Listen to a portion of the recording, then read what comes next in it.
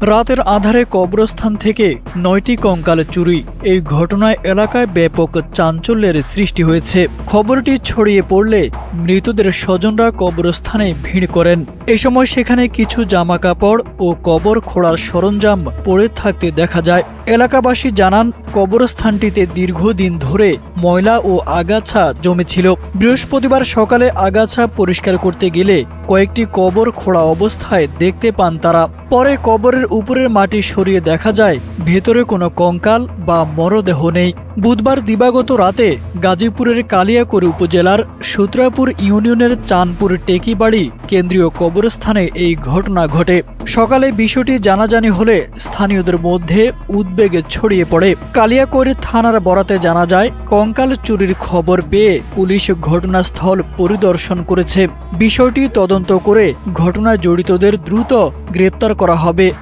RICL TMX, যুগের পর যুগ স্থাপনা থাকে মজবুত।